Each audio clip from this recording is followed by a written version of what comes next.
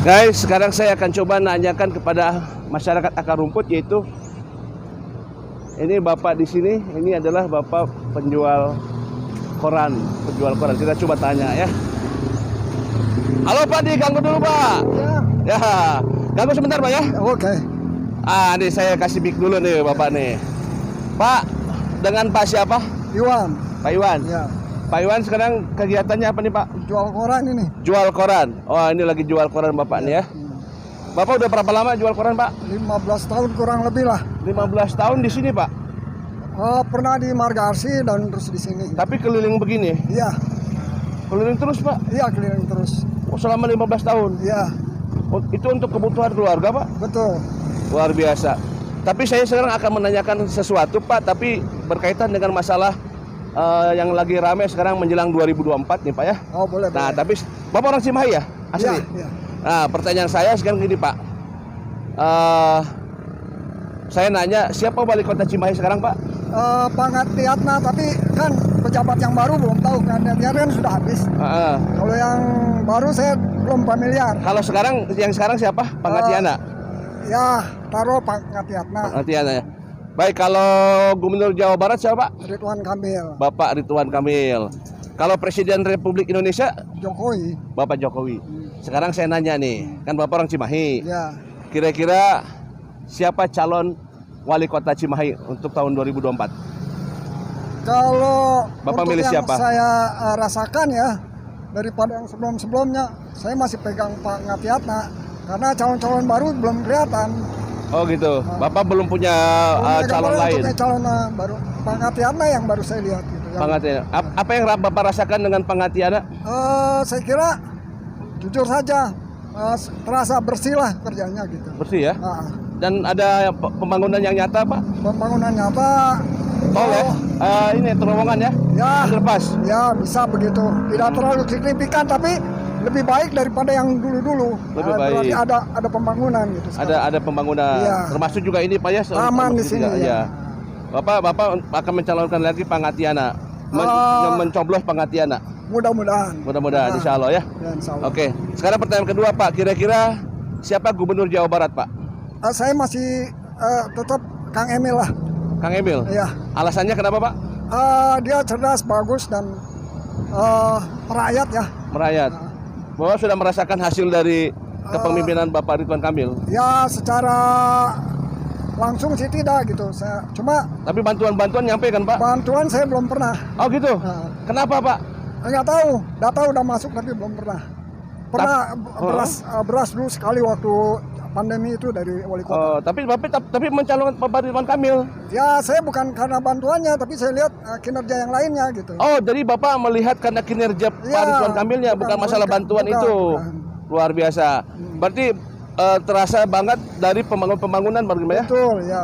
Oke, baik. Sekarang ketiga Pak, kira-kira untuk presiden nih.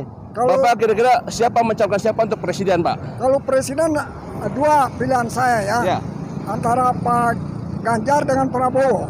Antara Ganjar Pranowo dan Prabowo. Ya, dua. Alasannya kalau untuk Pak Ganjar kenapa? Dia tidak istilahnya apa sih? Tidak politik identitas gitu. Yang saya lihat gitu. Tidak politik identitas. Dia nasionalis. Oh, dia nasionalis ya, betul. Terus kalau untuk Prabowo Pak? Prabowo saya kira dia bisa tegas, bisa mengeksekusi segala macam seperti Pak Jokowi. Untuk politik luar negerinya dia bisa tegas. Baik, kalau tadi Bapak kan bilang Pak Ganjar Pak ya? Iya. Kalau untuk Pak Prabowo gimana Pak? Prabowo juga, saya juga cenderung juga karena dia sekarang kan berkongsi dengan Joko Widodo. Ya. Dia tahu program-program Widodo. Mudah-mudahan dia bisa melanjutkan kalau dia terpilih. Ya. Dan dia saya kira bisa tegas karena dia latar belakangnya dari militer gitu. Ya. Dan saya harapkan dia juga bisa tegas dengan politik luar negeri kita gitu. Ya. Jangan mau kita diintervensi selama ratusan tahun kita diintervensi dan nggak maju-maju ini produksi kita. Barang mentah kita diambil ke sana lalu dibawa lagi kemari. Seperti sekarang lah, saya setuju dengan program Pak Joko Widodo yang tidak ekspor bahan-bahan mentah kita ke sana. Jadi ada nilai tambah. Saya setuju itu.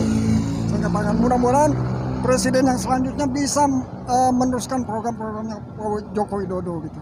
Baik. Jangan ini kan pernah Setelah jadi presiden ini ganti programnya. Ya. Nah ini Jadi Bapak setuju dengan Prabowo, alasannya demikian. Kalau Ya. dengan Pak Ganjar alasan demikian, Pak ya. Ya. Baik. Demikian, guys. Inilah ungkapan dari masyarakat di akar rumput yang memang tidak tersentuh dengan politik, tapi juga ternyata setelah digali mereka mengerti juga masalah politik. Tadi disampaikan oleh Pak siapa? Pak Iwan. Pak Iwan yang tiap harinya menjajakan koran selama 15 tahun. Bapak mengerti politik karena dari mana nih, Pak? Banyak, saya dari TV, dari koran, dari sosial media, Jadi koran yang Bapak bawa Bapak baca juga. Iya. Wah, luar biasa. ekonomi, hukum segala macam. Luar biasa. Karena dasarnya saya dulu suka baca. Gitu. Suka baca, siap. Baik, demikian ngobrol-ngobrol saya dengan Pak Iwan, yaitu yang setiap harinya penjajah koran, tetapi ternyata luar biasa mengerti juga masalah politik. Kata-kata mutiara yang terakhir, Pak, buat hari ini. Mudah-mudahan sinar terang menyinari Indonesia ke depannya untuk lebih maju, lebih sejahtera untuk rakyatnya semua, gitu, dan lebih mandiri dan lebih dihargai oleh bangsa-bangsa yang lain, terutama negara-negara Barat. Luar biasa. Inilah yang kita tidak sangka-sangka, guys. Ternyata luar biasa. Bapak Iwan. Bapak Iwan, hatur nuhun waktosna. Sama-sama. Iya kanggo jajan. Oh ya, Hatur nuhun Bapaknya. ya. Assalamualaikum. Waalaikumsalam. Demikian kita ikuti terus perjalanan saya. Siapa yang akan saya tanya? Assalamualaikum.